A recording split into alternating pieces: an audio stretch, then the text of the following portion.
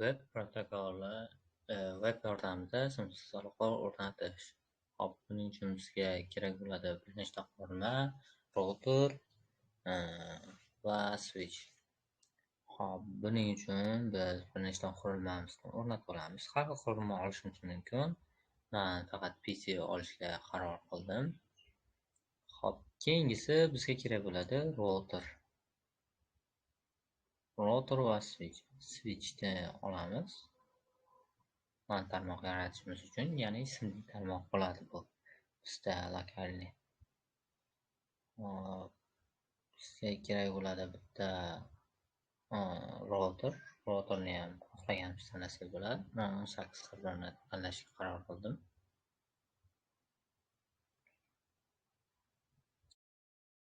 Keyin bizga kerak bo'ladi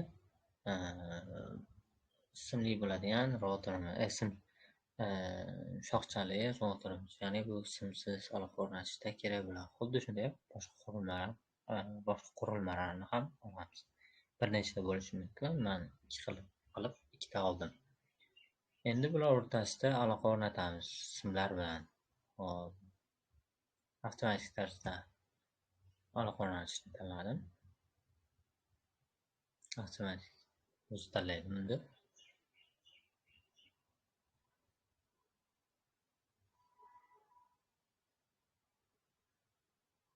Ikkita routerda ulayotganimizda bizda 3-simdan foydalanishimiz kerak.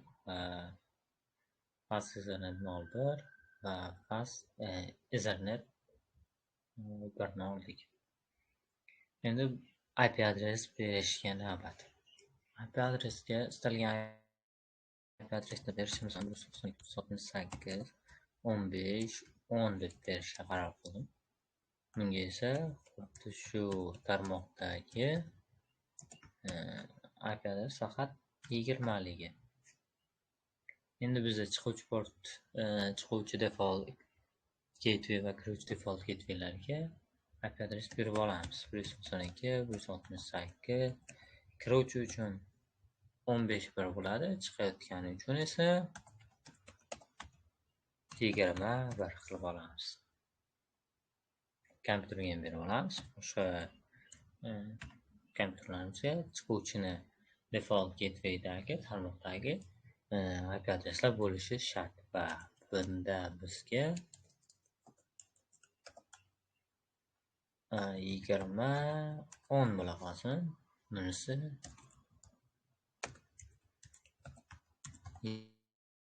20 bo'lsin. Endi birin-ketinlik bilan IP adreslarni kirib chiqamiz. Desktop bo'limiga o'tib, IP configurationga o'tamiz. Staticdan tanlaymiz.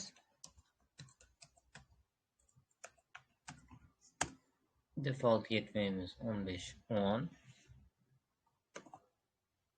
15.10 emas, 15.1 to'g'riroq. Berdik. Bunga ham xuddi shu tarzda berib olamiz.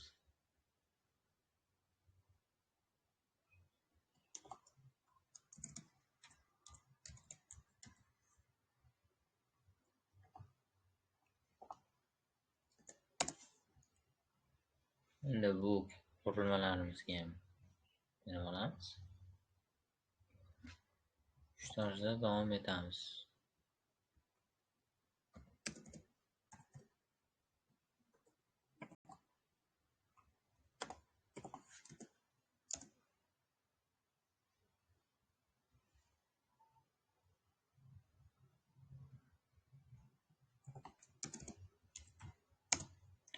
Buni default gateway bizda shu tarmoqdagi bo'lishi kerak va shu tarmoqdagi 21.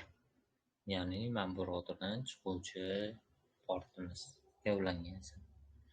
Hop, endi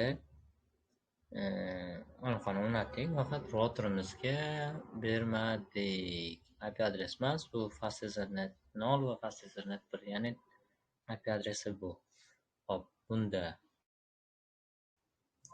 bizda bo'ladi 15.1 kiruvchi Fast Ethernet va chiquvchimiz esa 20.1. yoqib qo'yish esdan chiqmasligi kerak. Ko'rishimiz mumkinki, ikkala tomoni ham ishladi.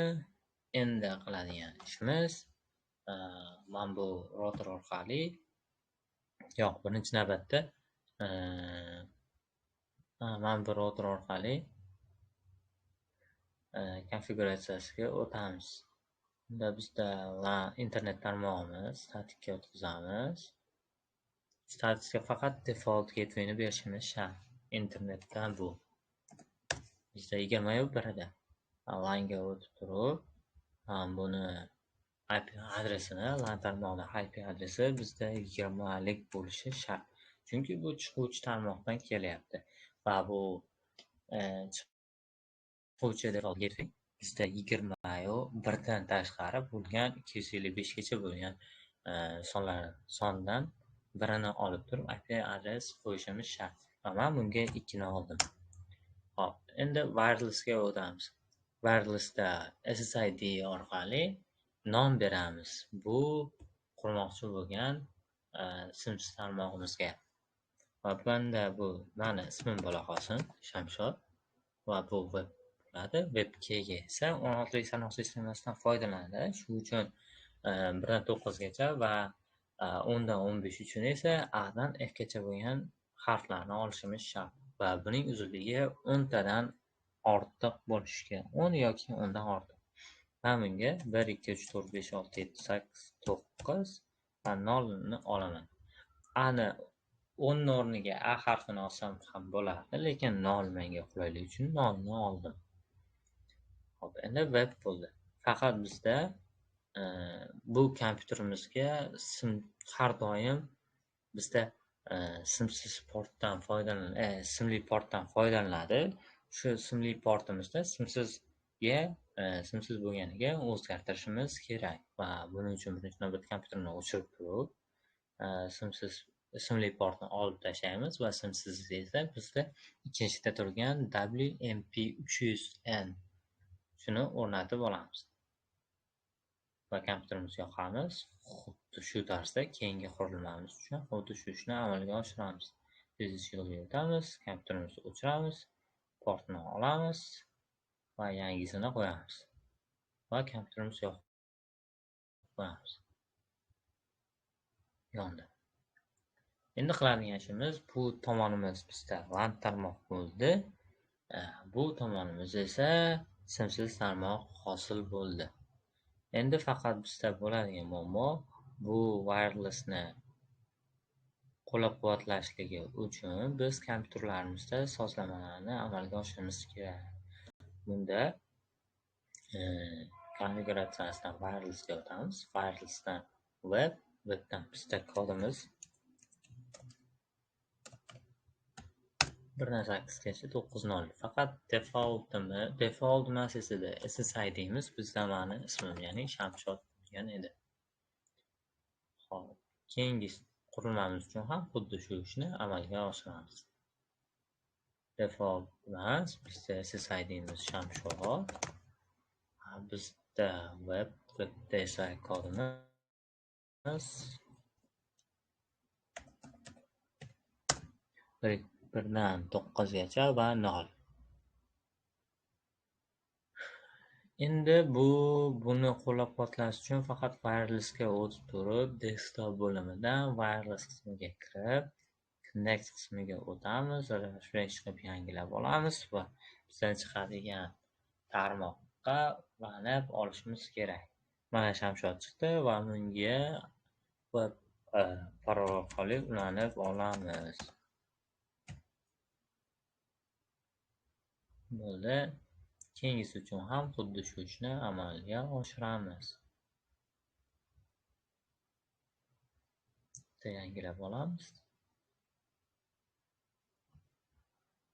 Shamshod tarmog'ini tanlab, unga webkeyga kodimizni yozamiz. Xo'p. Endi ping orqali bizda haqiqatan ham LAN tarmoqdagi bilan simsiz tarmoqdagi kompyuterlar qurilmalar o'rtasida aloqa borligini tekshirib olamiz. Ping beramiz buning uchun 192 168 15 PC0 ga ping beramiz. PC2 dan PC0 ga ping beramiz. 15 va 10. Ikkitamiz.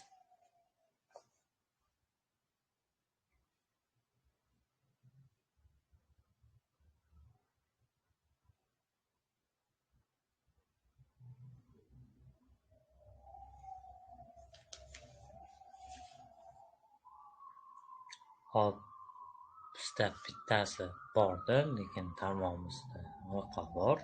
Yana qayta pingib ko'ramiz. Keyingi safargizda esa hech qanday yo'qotishlar yo'q. Tarmog'imiz 100% ishlayapti, aloqa bor. Endi xuddi shu tarzda keyingi qurilmamizni ham ishlatib ko'ramiz. Bunga ham ping beramiz.